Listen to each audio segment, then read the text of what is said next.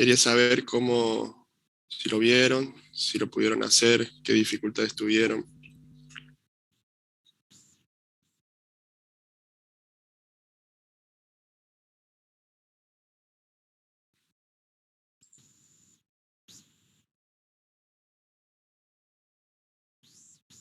¿Nadie tuvo dificultades o nadie lo hizo?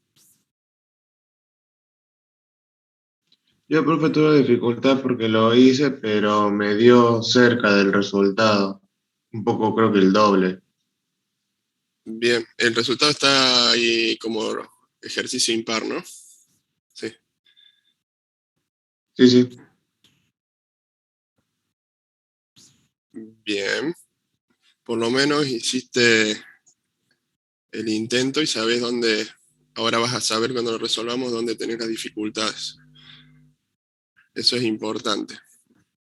¿Alguna otra opinión o comentario?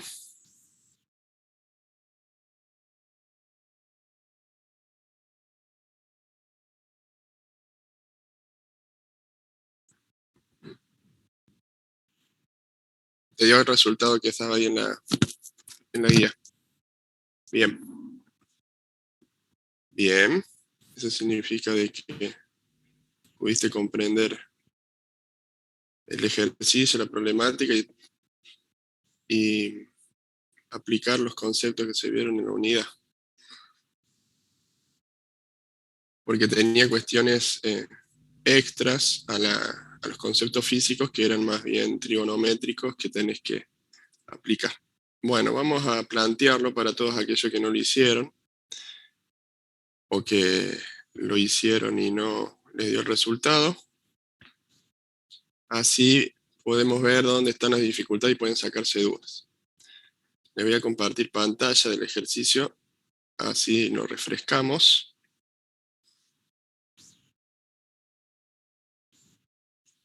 Era el ejercicio 9, ¿no? Sí, sí.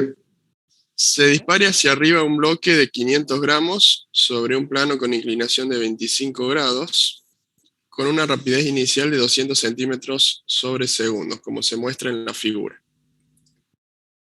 ¿Qué distancia sobre el plano inclinado llegará a recorrer el bloque y detenerse? Bien, si el coeficiente de fricción entre este y el plano es de 0,15. Lo que nos da el ejercicio es información sobre el plano inclinado, del ángulo, el coeficiente de fricción, nos dice la velocidad inicial, o el módulo de la velocidad inicial, que es la rapidez, y nos dice que se detiene al final. Aplicando conceptos de energía, como los que vimos en esta unidad, hay que ver cuál es la distancia que recorre sobre el plano inclinado, ese X que está marcado en la figura, hasta que se detiene ese bloque debido al coeficiente de fricción, ¿no? Y al propio peso. Bien, vamos a hacer el planteo. Le voy a dejar de compartir y voy a pasar a la hoja, así vamos viendo el paso a paso.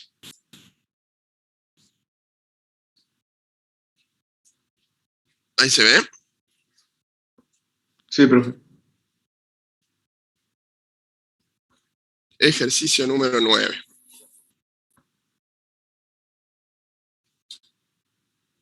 Vamos a hacer el diagrama primero para tenerlo aquí en la hoja, entonces puede referirnos a cualquier cosa. Aquí teníamos 25 grados, teníamos un bloque que se detenía, supongamos, a esta distancia, y teníamos que determinar cuál era ese X, ¿no? Este bloque tenía una masa de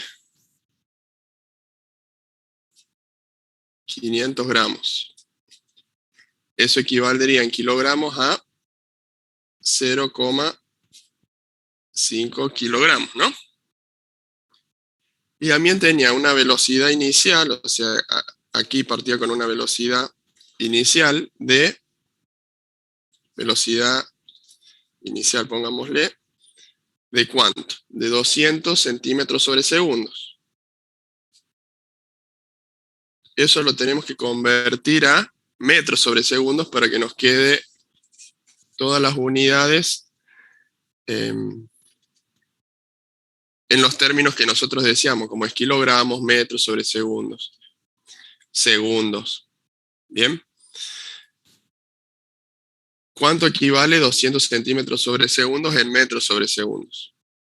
2 metros sobre segundo. Bien, 2 metros sobre segundos. 100 centímetros es 1 metro. 2 metros sobre segundo. Y lo que tenemos es la velocidad aquí, que le vamos a llamar momento A y momento B. Acá le vamos a poner momento B. Para decir los dos momentos en los cuales nosotros vamos a tener que enfocarnos en el análisis en cuanto a lo que es energía. Entonces, velocidad en el momento A le vamos a llamar aquí, es de 2 metros sobre segundos, y la velocidad en el momento B es de 0 o 0 metros sobre segundo. ¿Bien? Y teníamos un coeficiente de rozamiento o de fricción de 0,15. Lo pongo aquí como para tener un resumen de todos los datos y poder referenciarnos cuando los necesitemos. Entonces, hacemos un planteo por energía.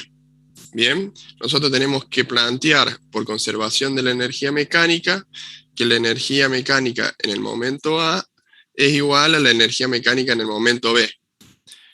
¿Eso es correcto? Sí, sí. Pensemos nuevamente. No, porque no hay fuerza de rozamiento. Hay rozamiento, hay un coeficiente de rozamiento.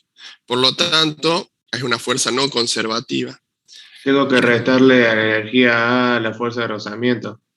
Claro, hay un trabajo generado por esa fuerza de rozamiento que va a hacer de que la energía de A no sea igual a la energía en B. Lo que hacíamos para plantear era agregar un término del trabajo, de la fuerza de rozamiento. Ahora sí podemos igualar la energía más ese trabajo es igual a la energía en B. Ese trabajo va a hacer que se consuma la energía para que llegado al momento B, ese objeto se detenga, o sea, se consuma la energía cinética para que ese objeto se detenga. ¿Bien? Entonces, y hecho el planteo inicial, corregido con el trabajo, vamos a plantear ahora con las ecuaciones correspondientes. ¿Qué energía mecánica tenemos en A? La cinética. Tenemos cinética porque tenemos una velocidad. No hay potencial elástica porque no hay resorte. Y estamos al nivel del suelo. El nivel del suelo lo vamos a considerar como la base de ese triángulo del plano inclinado.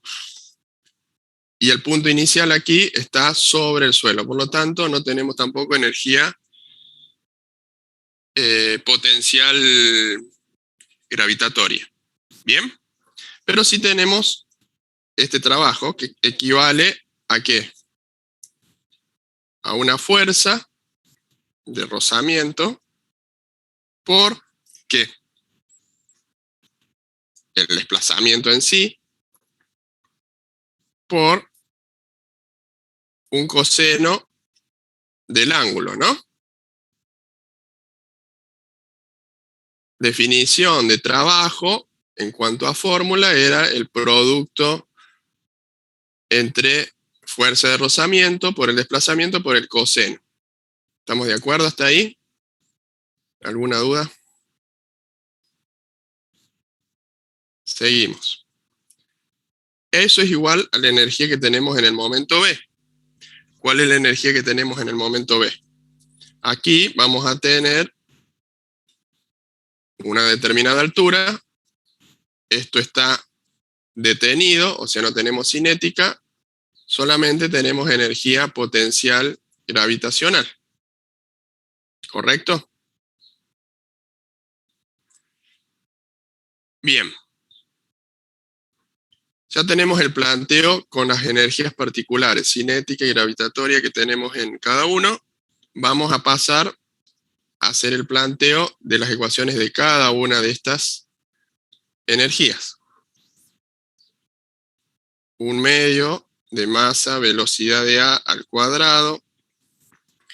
Vamos a ir tratando de resolver esto. ¿Qué ángulo primero? ¿Qué ángulo tenemos y cuál es el coseno de ese ángulo? Entre la fuerza de rozamiento, que va a ser en sentido opuesto al desplazamiento, que es hacia arriba. ¿Cuál es el ángulo entre ese X y cuál es con respecto a la fuerza de rozamiento? ¿Los 25 grados? No, el ángulo entre la fuerza de rozamiento 180. y este ángulo. Si nosotros lo planteamos en un diagrama de cuerpo libre, lo vamos a hacer aquí aparte. Tenemos la fuerza hacia allá y el desplazamiento X hacia allá. Si trasladamos al centro ambas fuerzas, ¿qué ángulo tenemos aquí? Los 180. 180 grados. Entonces, coseno de 180 grados aquí es igual. A -1. A -1. Entonces, vamos a cambiar el signo. En lugar de más, le vamos a poner menos fuerza de rozamiento por el desplazamiento. Ese coseno de 180 me transformó este más en este menos, que significa multiplicar por -1. ¿Bien? Luego, masa por aceleración de la gravedad por la altura de ese bloque en el momento B, que sería esta altura, ¿no?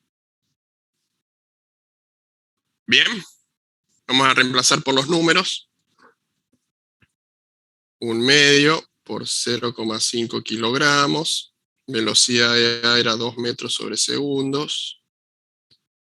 Al cuadrado, menos, fuerza de rozamiento no la conocemos. Desplazamiento tampoco. Lo dejamos así. La masa es 0,5 kilogramos por... No dice nada de qué G utilizar, no. Entonces vamos a usar 9,8 metros sobre segundo cuadrados por la altura en el momento B, que tampoco lo conocemos. Bien. Hecho este planteo, vemos que hay varias incógnitas en la resolución. Tenemos fuerza de rozamiento, desplazamiento, que es lo que nos exige el problema, lo que nos pide como resultado, y la altura en B, que tampoco lo conocemos. ¿Bien? ¿Hasta ahí se va entendiendo? Porque llegamos a todas estas... Sí, profe. Sí, profe. Sí, sí. Bien. Podemos resolver esto, que da 4, esto da 1, correcto, comprueben eso, 1 joules.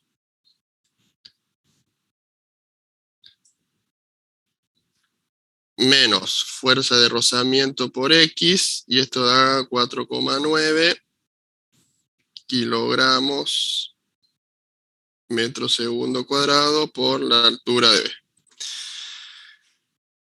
Bien, la fuerza de rozamiento la podemos determinar a partir del diagrama de cuerpo libre. Vamos a pasar en limpio este diagrama de cuerpo libre de aquí arriba y plantear todas las fuerzas que hay.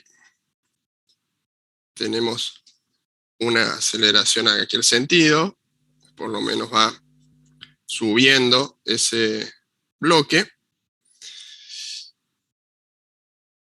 Y tenemos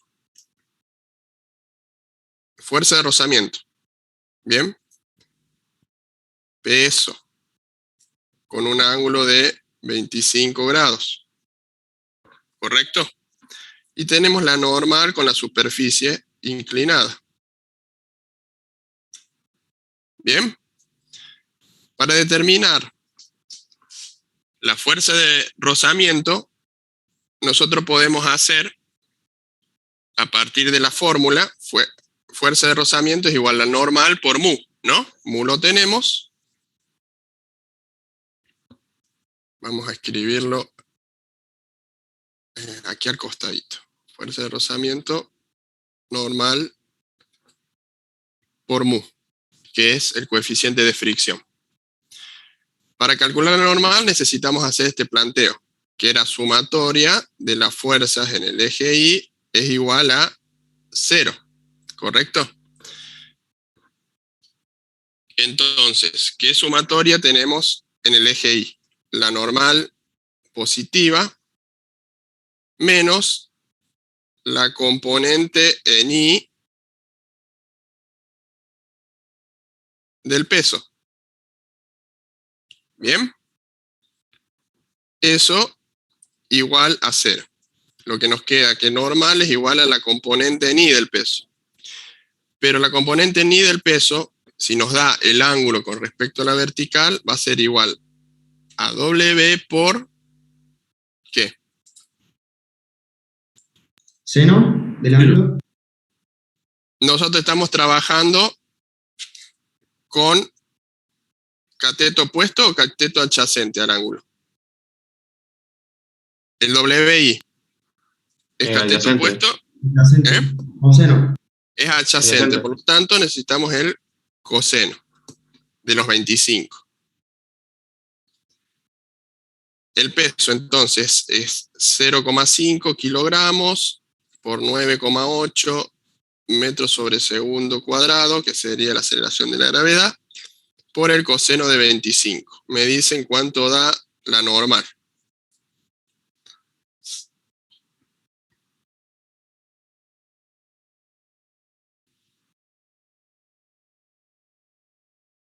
$4,44.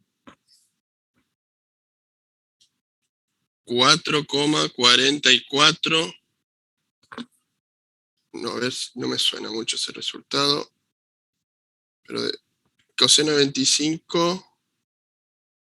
A ver. ¿Lo corroboró alguien este resultado? A mí me da igual. Bien. A mí también. Ahora, a ver si que no me suena, pero a lo mejor era 4,44 por 0,15. ¿Cuánto da eso? Esos son newton, ¿no?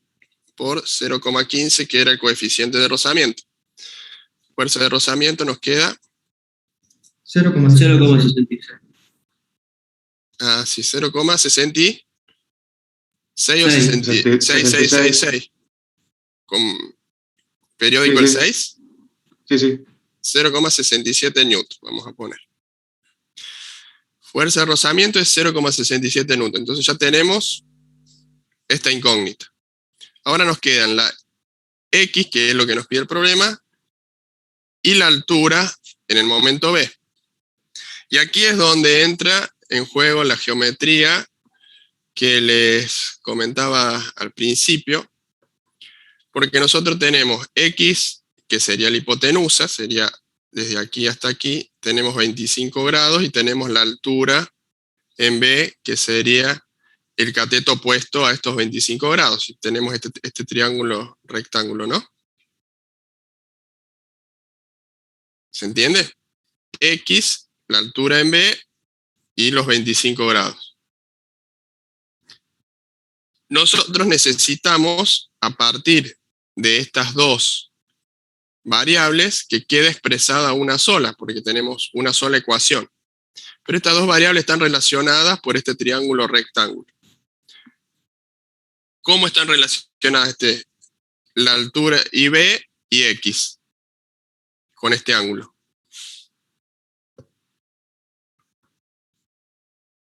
¿Qué función trigonométrica seno. nos lo relaciona?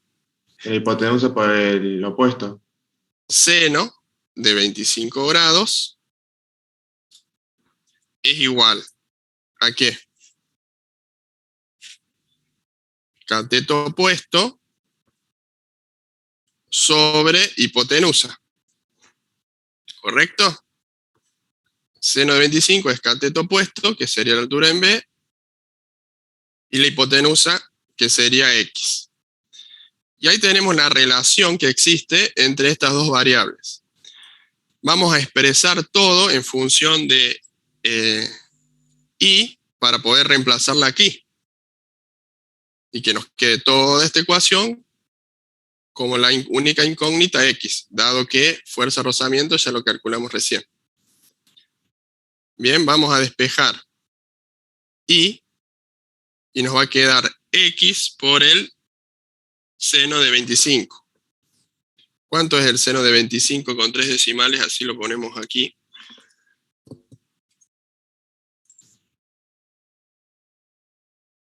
$0,42. Y un decimal más. 2. 0,422. 0,422x. Pasamos multiplicando la x y esto lo pasamos a decimales para que sea más fácil trabajar. Y nos queda en función de y. Esta y la reemplazamos aquí.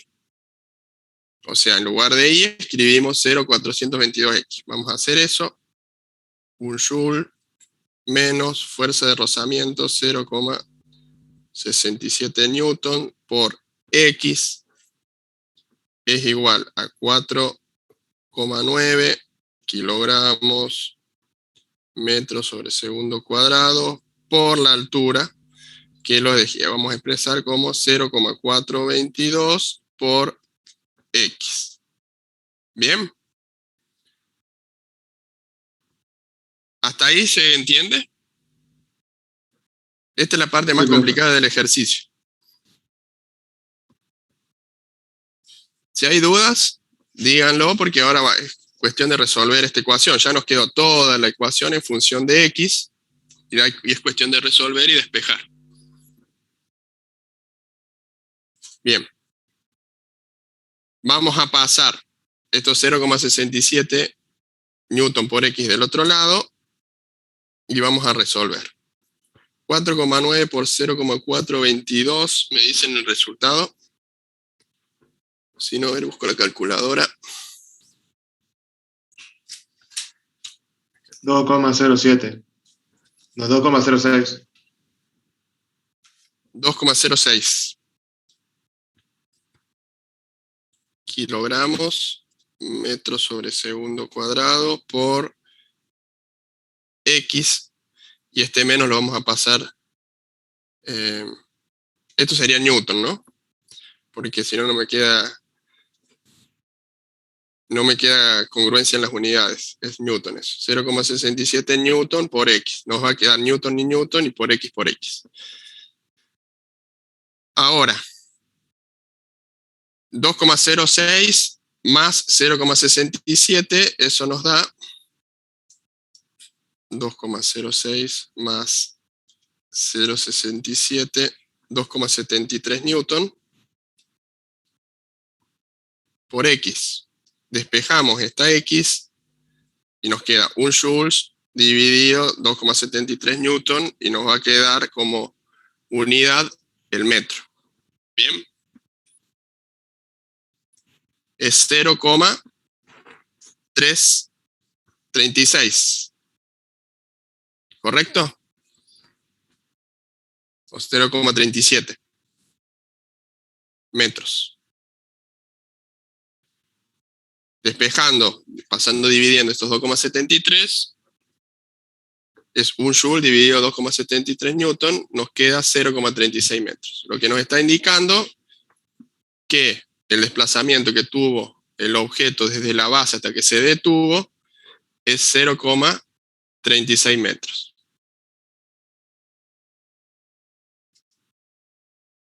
A los que no le había dado así, ¿pudieron determinar dónde era el error? Mi error fue no aplicar la gravedad en la energía en B. Pensaba que se anulaba todo. Pusiste 0 acá. Sí. Bien. Pero el resto me daba bien. Tenemos una altura con respecto al suelo. ¿Alguna otra duda o algún otro comentario del ejercicio?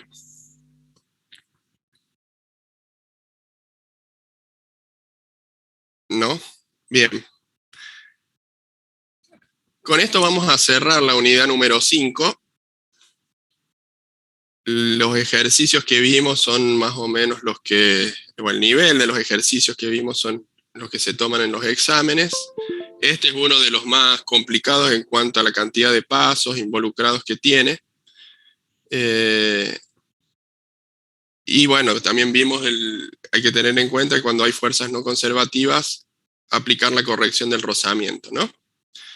Vamos a pasar entonces, si no hay dudas con este ejercicio, a la próxima unidad, que es la unidad número 6, donde ya vemos dinámica de los sistemas. ¿Correcto? Bajen la unidad que está, si es que todavía no la bajaron, en el aula virtual. Así vamos a hacer un breve repaso de la unidad número 6, para después ver los ejercicios y cómo aplicar las fórmulas que se ven. ¿La tienen a la guía? Sí, profe. Les voy a compartir pantalla, entonces me van siguiendo.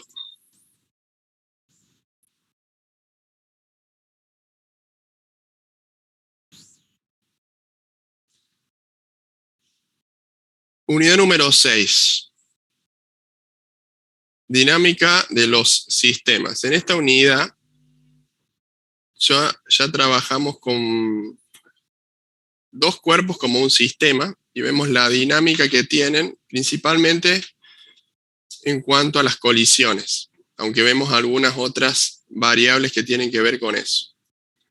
Se empieza con lo que es impulso, de una fuerza constante y de una fuerza variable. Para repasar, el impulso es la fuerza por el instante de tiempo en que es aplicada esa fuerza. Se define de esa manera.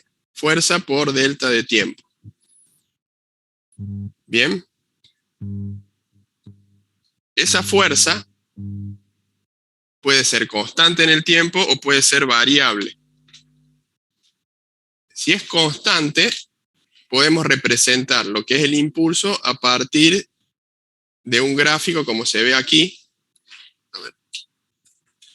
De un gráfico como se ve aquí, donde tenemos un instante de tiempo que va desde T1 hasta T2, y una fuerza que es constante, por lo cual es una línea recta paralela al eje de las X, o al eje de T en este caso, y el área que conforma ese rectángulo es lo que definimos impulso. Tengan en cuenta en los ejes, ¿no? F es una unidad en el eje vertical y en el eje horizontal es T en segundo la unidad, ¿no? Entonces, fuerza por ese delta T nos da cuál es el impulso. Si es variable, ya tenemos que ir a una integral definida, como vimos anteriormente con el trabajo también, que podíamos calcularla a partir de una integral definida. Si la fuerza va variando a lo largo del tiempo en el cual se está calculando el impulso, a lo largo del tiempo en el cual se está aplicando esa fuerza. ¿Bien? El impulso es una magnitud vectorial. Fuerza es unidad vectorial, entonces el impulso es una unidad vectorial que se mide en kilogramos por metros sobre segundos. ¿Bien? Si trabajamos en 2 dimensiones, podemos calcular el impulso para cada una de esas 2 dimensiones. La clase que viene vamos a hacer algunos ejemplos en 2 dimensiones. En principio vamos a trabajar con una sola dimensión, en el eje de las X o en el eje de las Y. Bien. Otra magnitud importante en esta unidad es lo que es la que llamamos cantidad de movimiento lineal. O momento lineal, o también en algunos libros aparece como momentum. Bien. Es una magnitud vectorial también, y es el producto de la masa del cuerpo por la velocidad que tiene este cuerpo. Velocidad vector, masa escalar, P minúscula, que es el momento lineal, también es un vector. Bien. Se mide en la misma unidad que el impulso. Kilogramos por metro sobre segundo. Kilogramos de la masa y la velocidad metro sobre segundo. Kilogramos por metro sobre segundo. Hay un teorema que relaciona ambas magnitudes, tanto sea el impulso como la cantidad de movimiento lineal. que es el teorema del impulso y la cantidad de movimiento lineal. ¿Y qué dice ese teorema? Dice que el impulso de una fuerza neta es igual a la variación de la cantidad de movimiento. Sería P final menos P inicial. O sea, si hay una variación en la cantidad de movimiento, final menos inicial, P final menos P inicial, un delta P, eso es igual al impulso que tuvo esa masa. ¿Me van siguiendo? Vimos lo que es impulso, o repasamos, porque esto ya lo tendrían que haber visto en el teórico. El impulso de una fuerza constante y una fuerza variable, cantidad de movimiento lineal, y el teorema que relaciona ambas. ¿Correcto?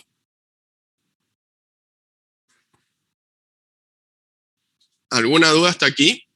Si no, vamos a ver algún ejercicio con esto. Vamos a pasar entonces.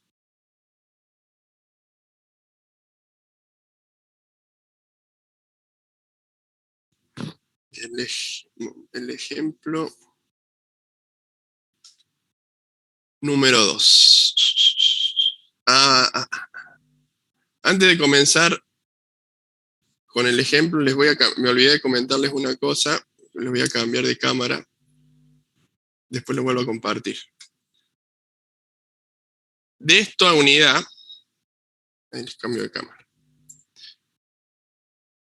De esta unidad número 6 vamos a tener un trabajo práctico de laboratorio. También va a ser virtual, como los anteriores, o sea, a través de una simulación, para lo cual tenemos que conformar nuevamente los grupos, que no necesariamente tienen que ser los mismos que los trabajos anteriores. Por lo tanto, esta semana voy a habilitar en el aula virtual un foro donde me van a listar los grupos, como vienen haciendo, también de 10 personas como veníamos trabajando, en donde yo les voy a ir asignando el número para el próximo trabajo práctico de laboratorio, que la semana que viene se los voy a presentar. Es sobre los temas que vamos a ver ahora: impulso, cantidad de movimiento, conservación y teorema. ¿De acuerdo? Esta semana, entonces, hasta el lunes que próximo, armamos los grupos. Hay varios que me habían consultado de que si no habían hecho los trabajos anteriores, si lo podían, o sea, pueden inscribirse en forma independiente a cómo fue los trabajos anteriores. ¿Correcto? Profe, una pregunta. Este Sí. sería el último trabajo de la materia, ¿verdad? De los trabajos prácticos de laboratorio. Sí, sí. Posiblemente. No les puedo asegurar porque hay idea de agregar un trabajo más, de que sea un cuarto, más cerca de fin de año, o sea, quizás en octubre. Pero en principio sería el último, pero no les puedo decir es el último con total seguridad. Posiblemente haya uno más. Ah, perfecto. Muchas gracias. Bien.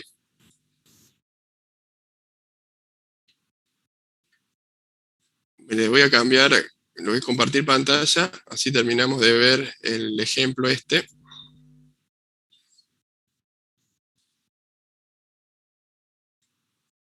El ejemplo este, el 2.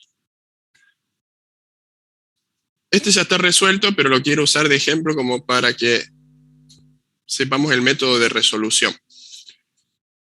Vamos a ver el caso de una pelota que tiene una masa de 400 gramos, que es la que se ve aquí en la figura,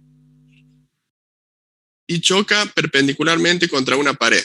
O sea, tenemos una pared, vamos a suponer el momento inicial, que acá está como VI, velocidad inicial, masa por velocidad inicial. Este sería el momento inicial, no sé si ven mi cursor.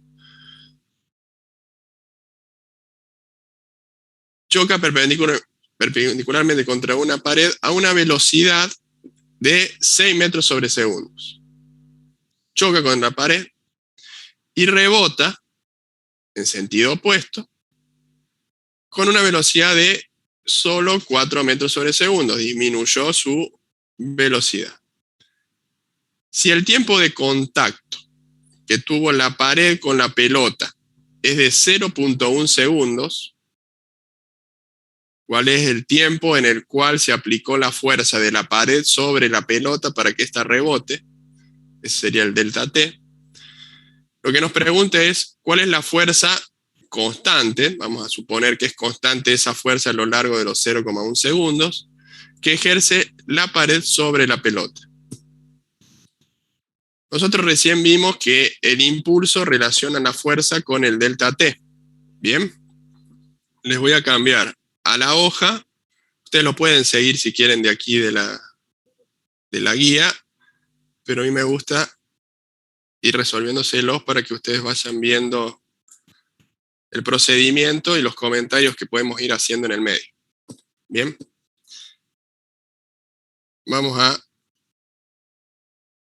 verlo en forma lateral. Tenemos una pelota que tiene una determinada velocidad, rebota y choca contra esa pared y sale despedida hacia el sentido opuesto con otra velocidad. Aquí tenemos 6 metros sobre segundos y aquí tenemos 4 metros sobre segundos.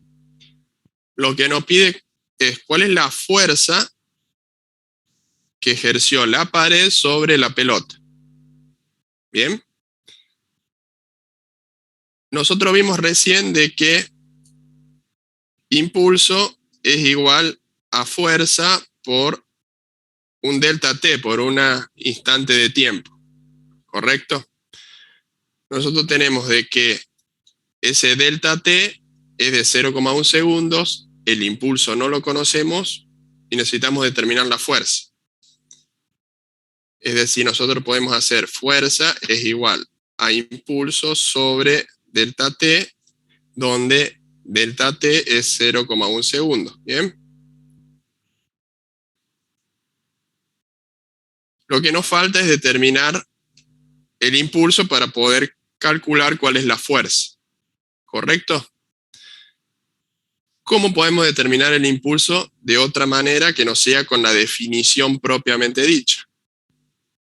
A través del teorema que vimos que lo relaciona con la cantidad de movimiento. Dijimos que impulso es igual a variación de la cantidad de movimiento lineal. Eso es igual a P final menos P inicial. ¿Y qué era igual a P? Que es el momento lineal. ¿A la masa por la velocidad? Masa por la velocidad. En este caso, velocidad final y en el otro caso, velocidad inicial. Masa por velocidad final menos masa por velocidad inicial. Final menos inicial. Bien. La masa es de 0,4 kilogramos. 0,4 kilogramos. Velocidad final. Este sería el momento inicial, este sería el momento final. Sería 4, pero aquí hay que tener ojo, como estamos trabajando en una sola dimensión y son magnitudes vectoriales, el sentido importa, tanto así como las velocidades en cinemática o las aceleraciones. ¿Bien? Si va hacia la izquierda, esto sería menos 4 metros sobre segundos, y esto sería más 6 metros sobre segundo. ¿Bien? Suponiendo que estamos trabajando sobre este eje, un eje horizontal. Entonces aquí tenemos que escribir menos 4 metros sobre segundos. ¿Bien?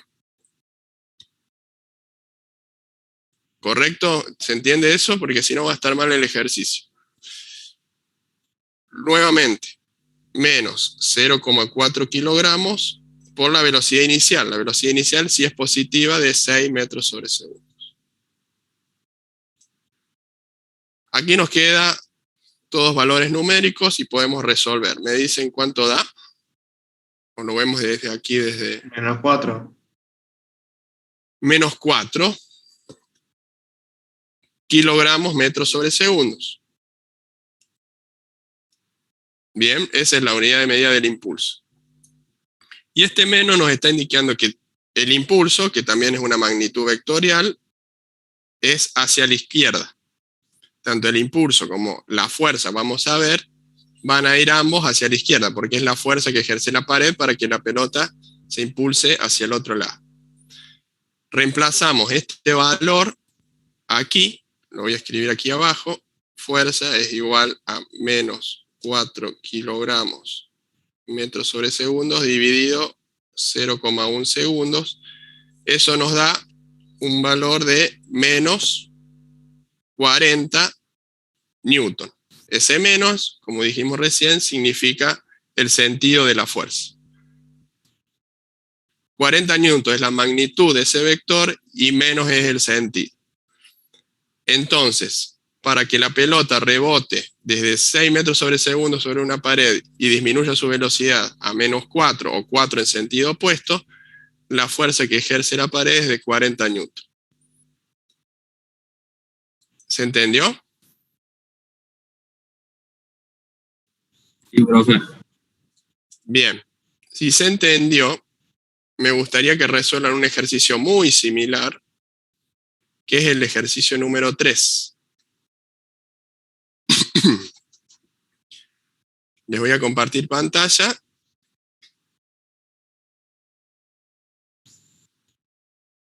El ejercicio número 3 de la unidad número 6.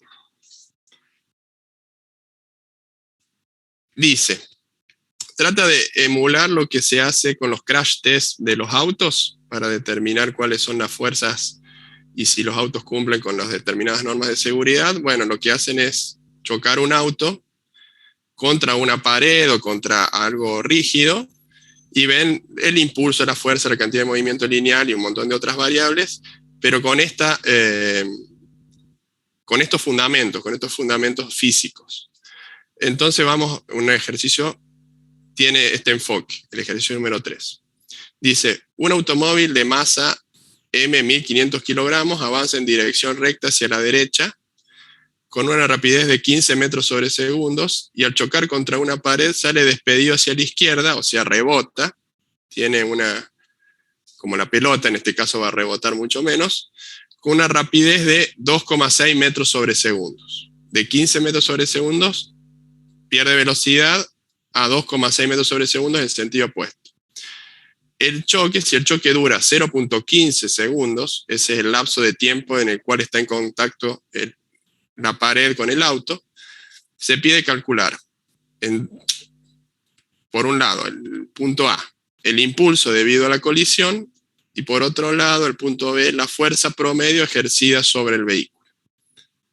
Las dos magnitudes que calculamos recién nos pide calcular con este nuevo ejercicio con diferentes valores. Así que nos tomamos unos minutitos para tratar de razonar y aplicar lo que vimos recién.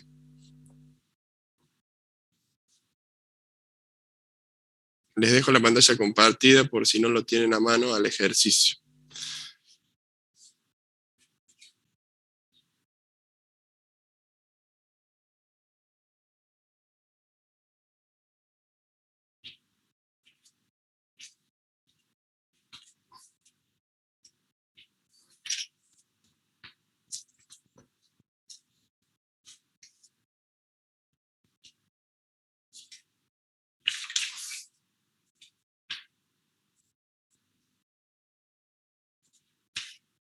Profe, Sí, ahí lo terminé, me dio que el momento de inercia sería menos 26.400 kilogramos por metro sobre segundo, y la fuerza sería de menos 176.000 newtons.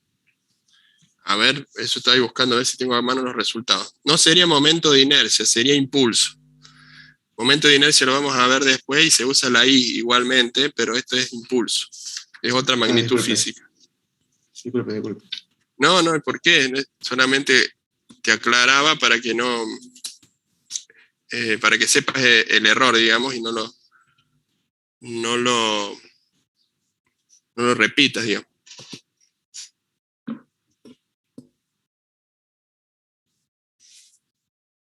A ver, el ejercicio 3, me dijiste...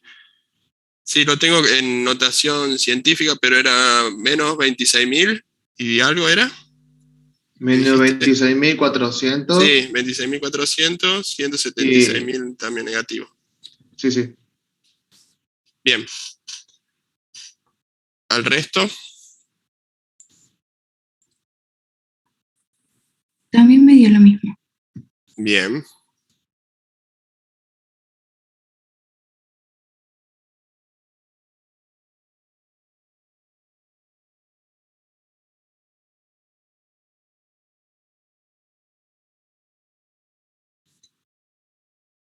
¿Algún otro?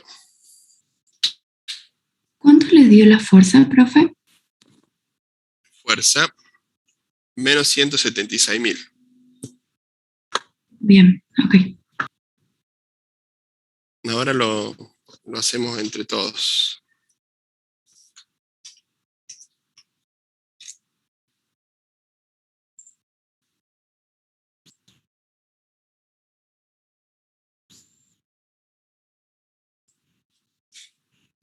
Ejercicio 3.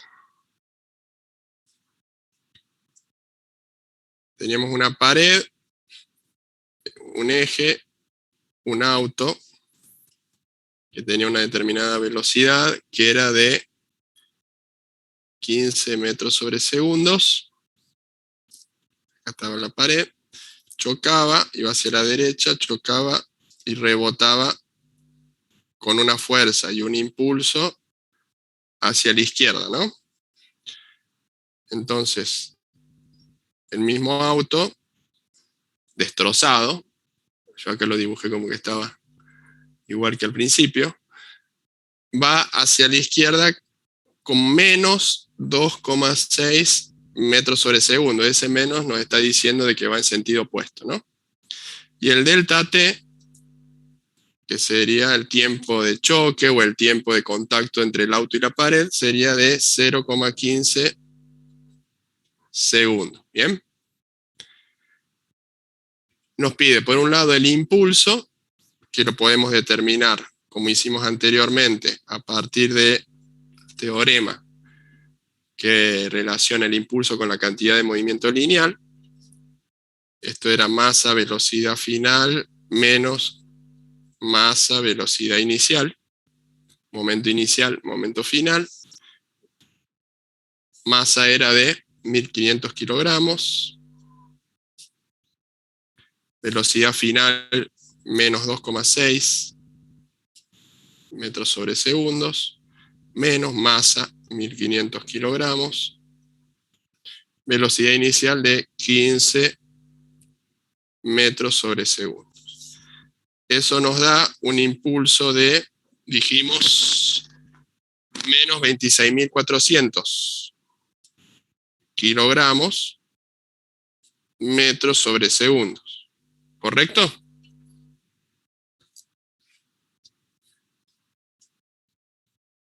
Ese lo contesta el ítem A. Menos 26.400 kilogramos por metro sobre segundo. Y en el B nos pide la fuerza, que lo determinamos a partir de la definición de impulso. Fuerza por el delta T, despejábamos fuerza y nos queda impulso sobre delta T. Impulso, recién lo calculamos, menos 26.400 kilogramos metros sobre segundos, dividido el tiempo de choque, que es 0,15 segundos. Eso nos da una fuerza de menos 176.000 newton. El signo negativo nos está diciendo que es el sentido en el donde se aplicó esa fuerza, hacia la izquierda, y 176.000 newton es la fuerza que ejerce la pared sobre el auto. Vemos la diferencia de magnitudes con respecto al ejercicio anterior, ¿no? La fuerza que ejerce sobre el auto con respecto a la pelota. ¿Se entiende? Sí, profe, se entiende. Bien. Vamos a volver a la primera parte de la guía para introducir los que son las colisiones y la conservación de la cantidad de movimiento. Vamos a compartirle pantalla.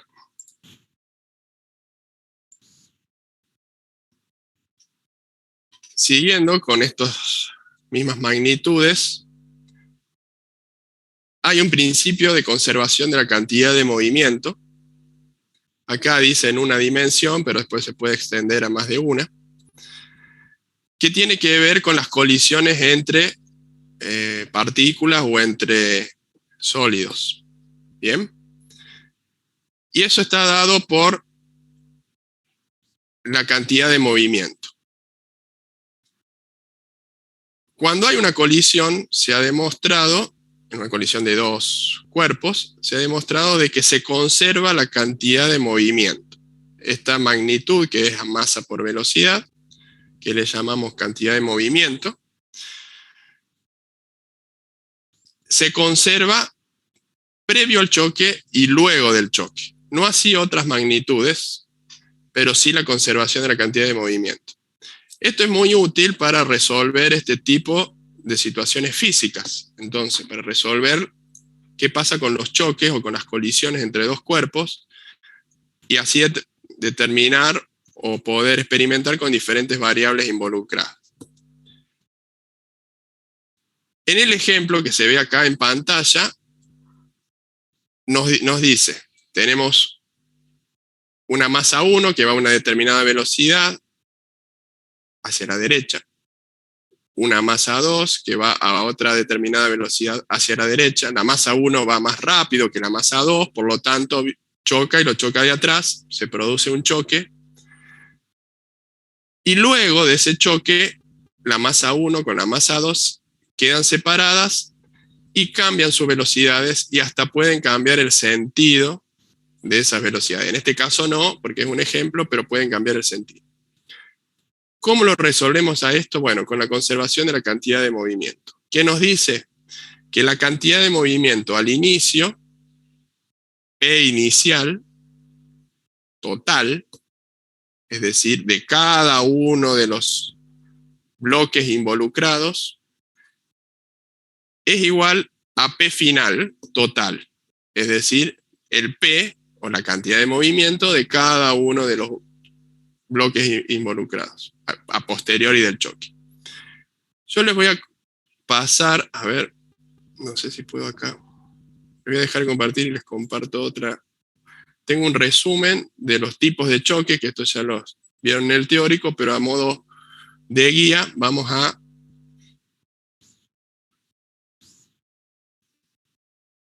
ver.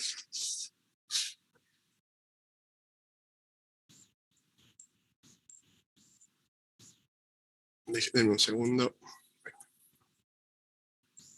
Le voy a compartir pantalla para un resumen de los tipos de colisiones que hay. ¿Bien? Tipos de colisiones. ¿Y cuáles son las ecuaciones? De acuerdo al coeficiente de restitución que tenga cada uno, que eso lo vieron en el teórico, cada uno de los choques se pueden clasificar en elásticos, plásticos o perfectamente inelásticos y en explosivos. ¿Bien? Y después depende del comportamiento que tengan los cuerpos previo y post choques, van a tener una característica que lo define según estas tres categorías que vamos a ver nosotros. ¿Cuáles son los choques elásticos? Básicamente, aquellos choques elásticos son los que conservan la energía cinética. O sea, el choque elástico, por definición, conserva la energía cinética pre y post choque. ¿Bien? La energía cinética antes del choque y posterior al choque se conserva. Además de lo que es la cantidad de movimiento lineal, que siempre se conserva para todos los choques.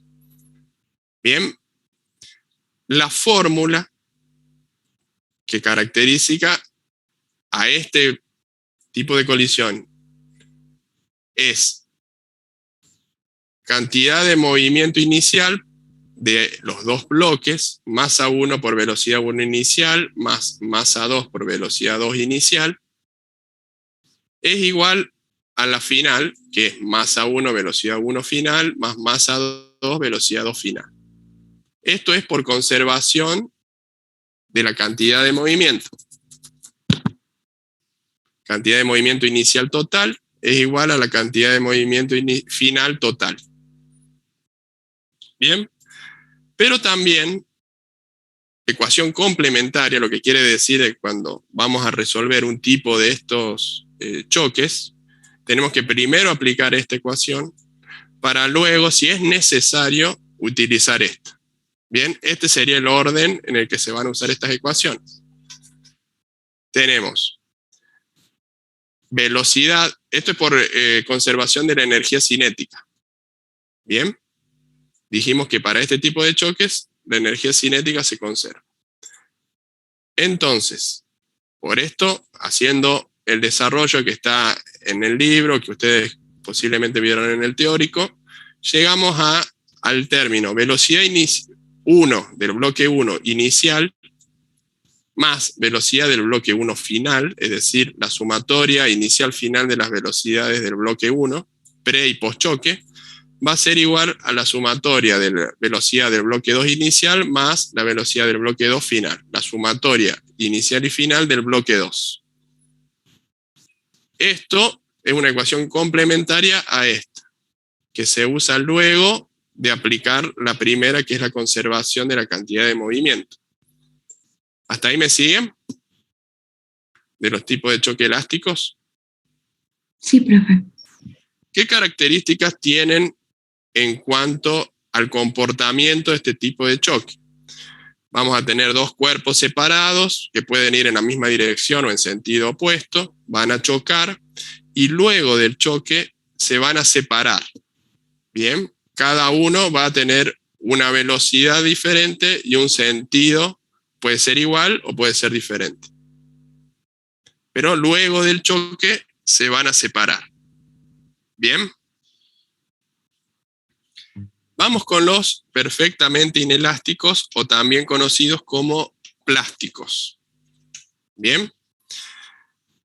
En estos no se conserva la energía cinética y la característica, a diferencia del anterior, es que al principio del choque están separados en la misma dirección, en el mismo sentido o en diferente sentido su trayectoria, chocan y luego del choque quedan unidos. Los dos bloques quedan unidos. Y pueden ir en un sentido o en el otro, pero ambos con la misma velocidad.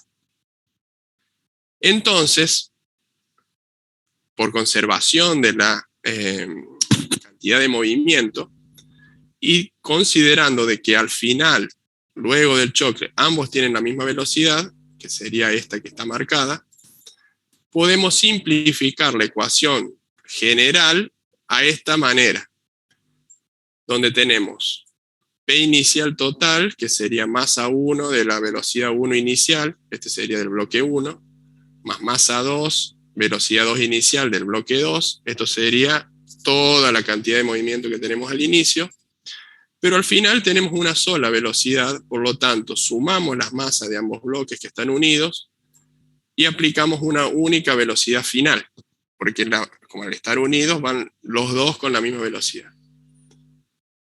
Entonces, la ecuación general de esa conservación de la cantidad de movimiento la podemos simplificar en el término final, a donde conseguimos una sola velocidad en lugar de dos velocidades diferentes. ¿Bien?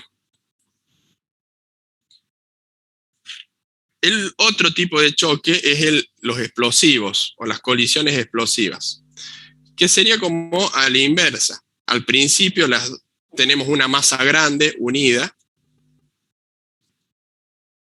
que explota o se desintegra y se divide, en este caso, que vamos a ver nosotros, en dos. Puede ser en más, pero se complicaría ya la resolución.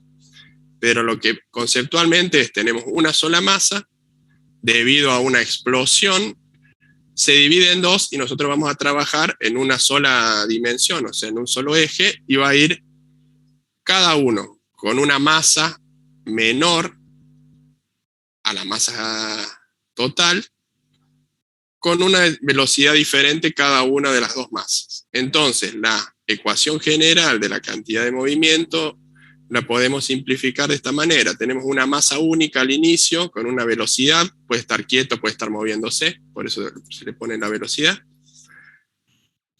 Y ahí nos da la cantidad de movimiento inicial. Y al final tenemos dos masas, masa 1 y masa 2, cada una con diferentes velocidades y posiblemente diferentes sentidos. Masa 1, velocidad 1 final, más masa 2, velocidad 2 final. ¿Está claro? De estos tres tipos de colisiones son los que se le van a presentar en los ejercicios que vamos a ver a continuación. De lo que vimos, o que les expliqué ahora, más lo que vieron en el teórico, ustedes tienen que identificar por el enunciado, por las características que va teniendo cada una de las masas, a qué tipo de choque corresponde y aplicar la ecuación correspondiente. ¿De acuerdo?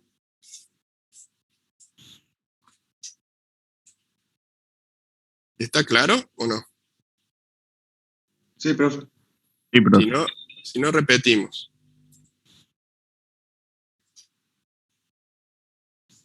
Ahora sí vamos a ir al ejercicio número 7.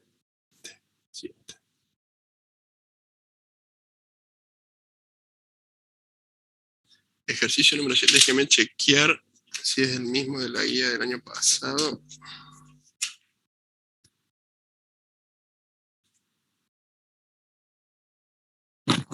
Sí, vamos a hacer el ejercicio número 7. Les voy a compartir pantalla, así nos ubicamos en el ejercicio. Un automóvil A de masa 1800 kilogramos se encuentra en reposo frente a un semáforo. O sea, está detenido esperando que el semáforo se ponga en verde, supongamos. En el momento que viene por detrás otro auto, no lo ve, estaba mirando el celular, lo colisiona. ¡Pum! El vehículo de B, que lo choca, de atrás, tiene masa 900 kilogramos. Los autos quedan enredados después del choque, o sea, quedan unidos. Ahí nos está dando una pista importante de qué tipo de choque es. De los que vimos recién. Hay un auto que no tiene velocidad, otro que viene por detrás con una determinada velocidad, chocan y luego del choque quedan unidos. ¿Qué tipo de choque es? Plástico. Bien, plástico. Perfectamente inelástico. Perfectamente inelástico, correcto.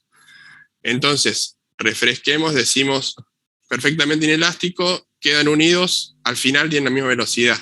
Bien, la velocidad final es la misma.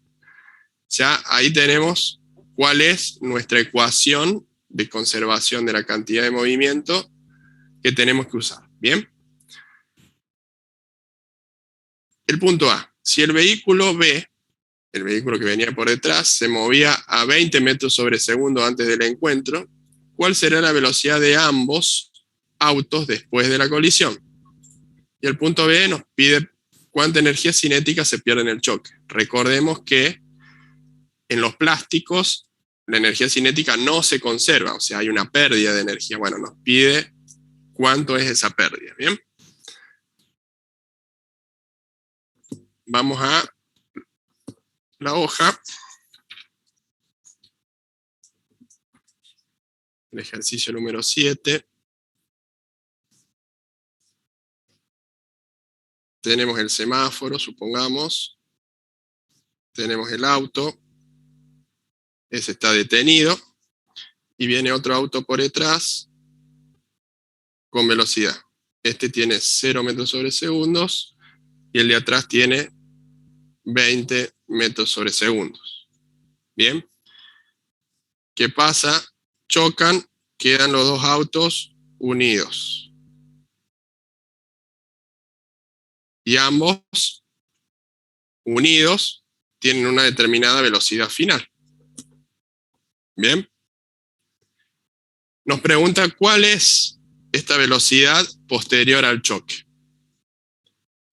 Tenemos las masas de ambos móviles, el A 1800 kilogramos y el B 900 kilogramos, y vamos a aplicar principio de conservación. P inicial es igual a P final, total, ¿no?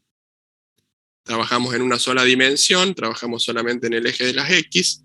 Vamos a directamente aplicar la ecuación del perfectamente inelástico.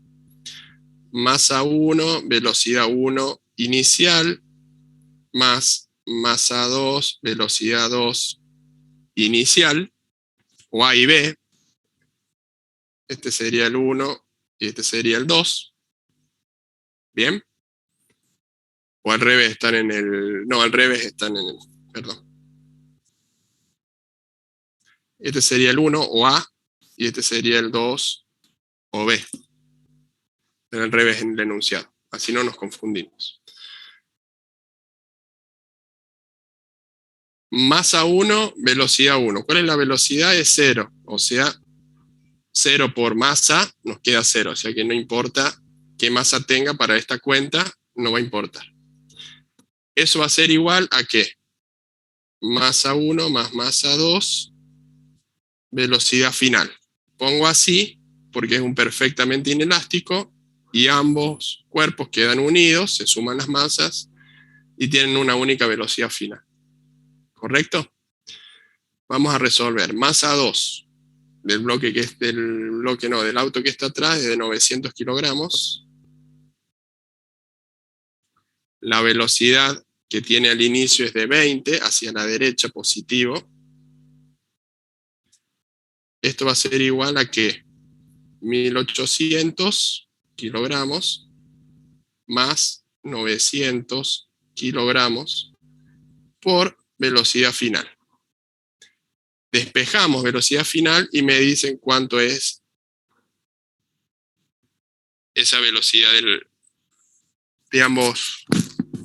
A mí me dio 6,7 metros por segundo, creo. Bien. ¿Alguien más? Sí, 6,67. 6,67. Bueno, está bien. 6,666 de verdad. La velocidad final que van a tener ambos autos es de 6,67 metros sobre segundos. Uno estaba detenido, otro venía a 20 metros sobre segundos. La velocidad, una vez que chocaron, ambos van a adquirir 6,67 metros sobre segundos. Ambas masas juntas van a ir a esa velocidad. Positivo quiere decir va hacia la derecha, como venía el auto B, que es lo lógico. ¿Correcto? ¿Hasta ahí se entiende? Ese es el ítem A.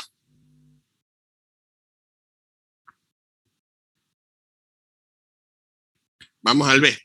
¿Cuánta energía cinética hay previo al choque y posterior al choque? ¿Cuánta energía cinética se pierde? En el B nos va a pedir cuál es la diferencia de energía cinética, ¿no? Sería K final menos K inicial. El K final, vamos a hacerlo por separado. K final sería la energía cinética de de estos dos. La energía cinética de cada uno de los autos con la velocidad que lleva. Bien, sería 1/2 de la masa 1 por la velocidad final al cuadrado, más 1/2 de la masa 2 por la velocidad final al cuadrado. Estamos trabajando primero final. esto nos quedaría 1/2 de la masa 1 es 1800 kilogramos, velocidad final 6,67 metros sobre segundos al cuadrado, más 1/2 de la masa 2, que es 900 kilogramos, por 6,67, porque es la misma velocidad para ambos, al cuadrado. ¿Cuál es la energía cinética en el momento final?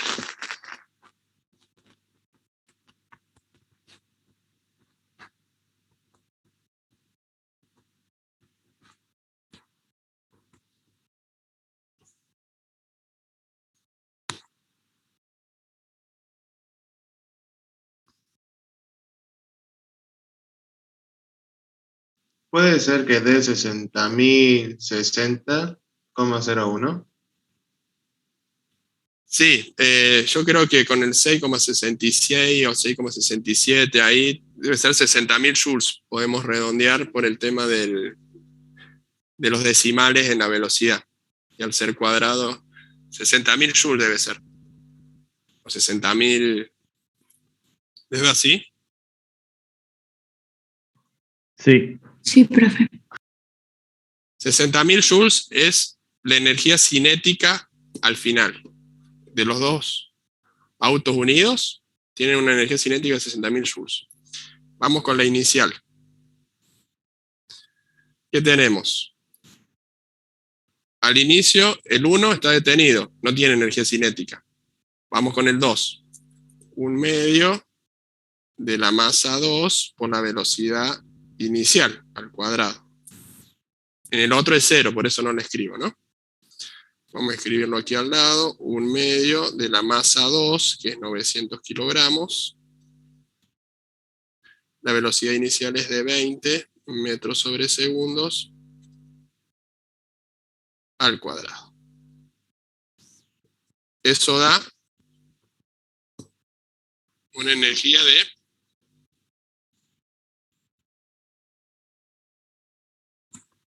180.000.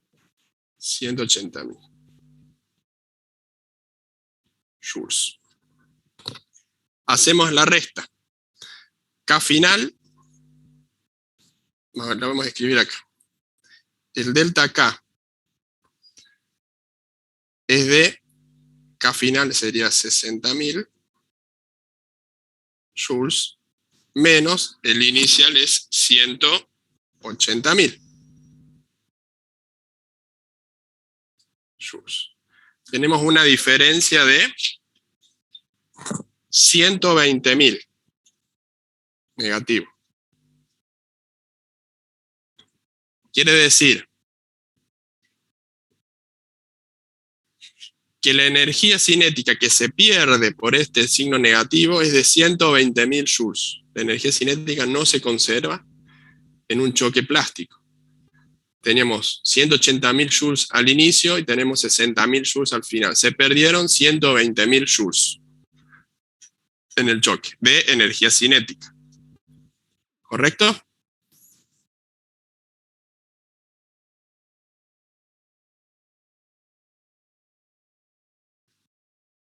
¿Está claro el concepto? Más allá de la fórmula que es fácil o de la resta, digamos. Sí, profe. El concepto es lo Sí, profe, importante. está claro. Bien.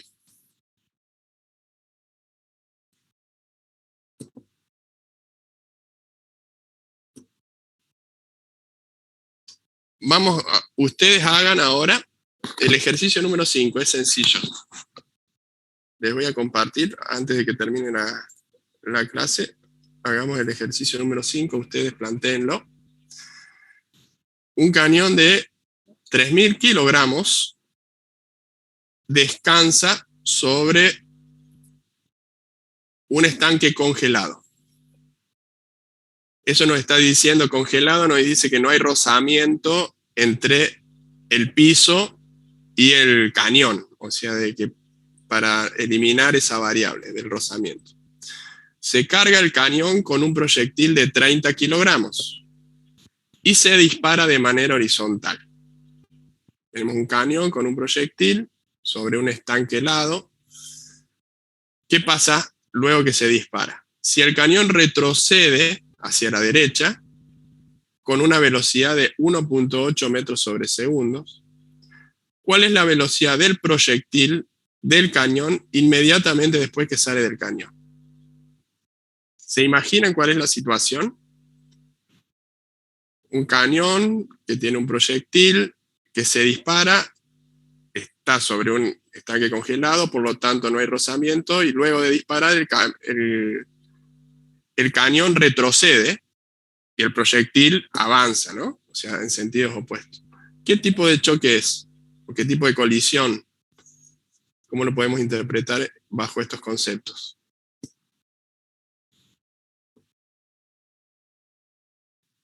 ¿Es explosivo? Es explosivo, muy bien. Al principio tenemos una sola masa que es proyectil más cañón, todo unido. El proyectil está dentro del cañón. Y luego de una explosión, digamos de que mediante pólvora se produce una explosión y se lanza el proyectil en forma horizontal, ¿qué pasa? El cañón se separa del proyectil y va hacia la derecha, y el proyectil va hacia la izquierda, según el planteo de este ejercicio. Plantéenlo de esa manera y planteen el choque explosivo. Y díganme cómo les va.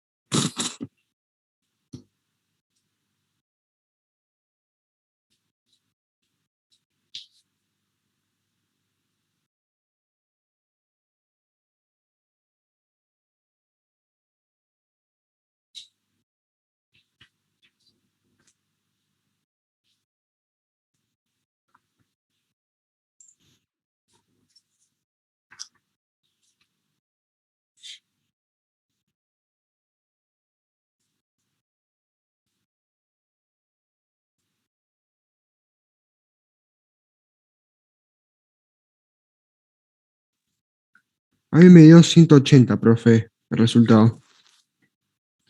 No sé si 180 es metros sobre sobre segundos. segundos, Sí. ¿hacia la derecha o hacia la izquierda? Me dio negativo, así que supongo que es hacia la izquierda, ¿no? Hacia la izquierda. Muy bien. Está bien.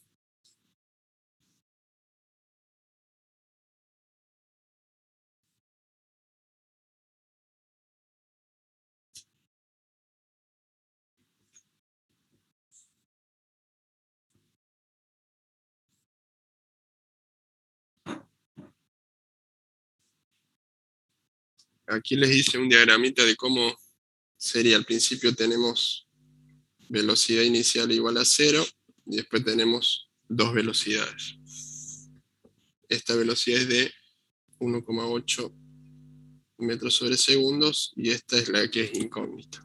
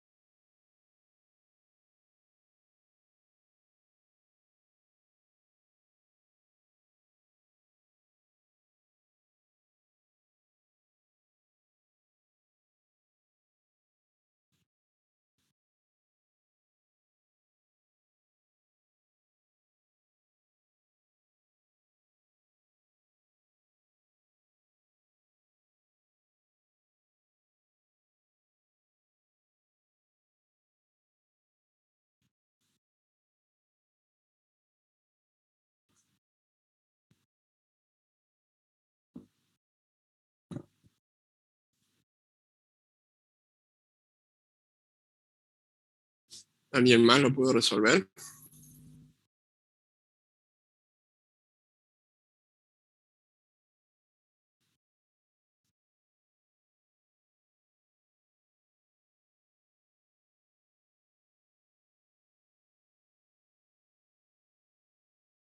¿Nadie más?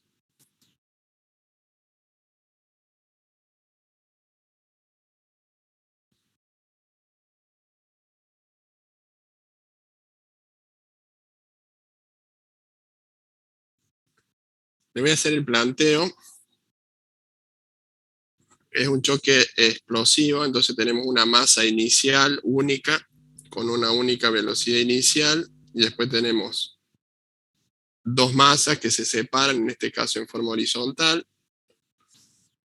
Masa 1, velocidad 1 final, más masa 2, velocidad 2 final. Vamos a considerar el 1 es el cañón y 2 es el proyectil. Al inicio tenemos una única masa que sería la unión de las dos, era 3.000 más 30 kilogramos, pero la velocidad inicial es 0, por lo tanto se anula cualquier cuenta que hagamos, tenemos igual a 0. Masa 1 del cañón es 3.000 kilogramos, velocidad 1 final posterior al choque explosivo, que sería de 1.8 metros sobre segundo hacia la derecha,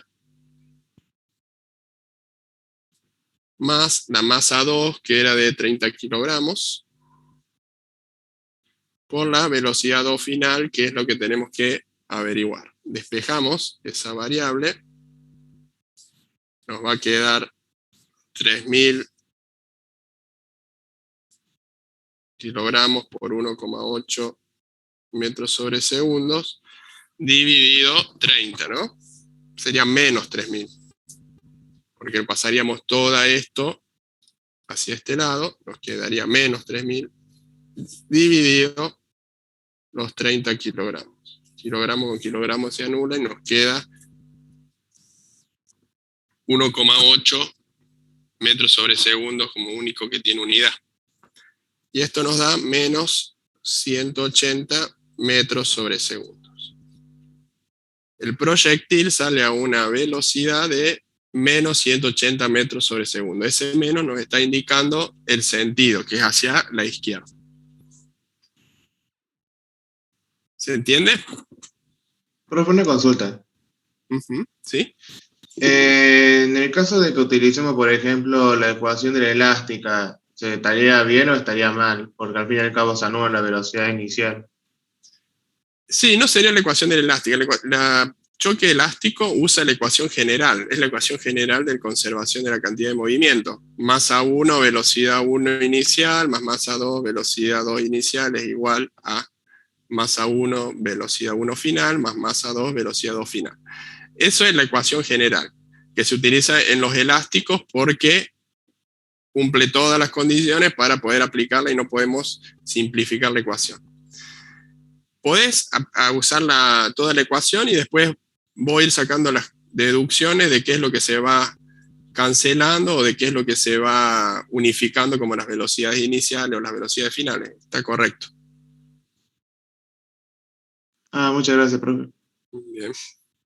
Sí, es tener claro cómo funciona cada una de las colisiones y qué características tienen para poder hacer esas deducciones de forma correcta.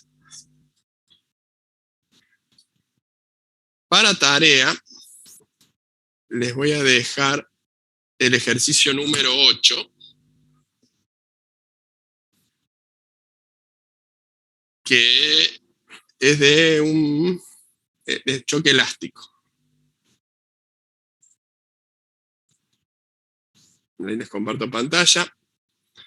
Dice, un objeto de 0,30 kilogramos viaja con una velocidad de rapidez, bueno, ahí hay un error de redacción, con una velocidad de 2 metros sobre segundos en la dirección positiva del eje X. Y tiene una colisión frontal elástica, ya se lo está diciendo el enunciado, el tipo de choque que es, con otro cuerpo en reposo, no tiene velocidad, de masa 0,70 kilogramos, localizado en la posición X igual a 0 metros. Luego del choque nos pregunta, ¿cuál es la distancia que separa los cuerpos colisionados 25 segundos después del encuentro? Esto lo hacemos teniendo en cuenta que no hay rozamiento en ningún momento, porque luego del choque se continúan con un movimiento rectilíneo uniforme, ¿no? Teniendo en cuenta esas consideraciones, ¿qué tenemos que hacer? Colisión frontal elástica, tenemos que hacer el planteo general de la conservación de la cantidad de movimiento.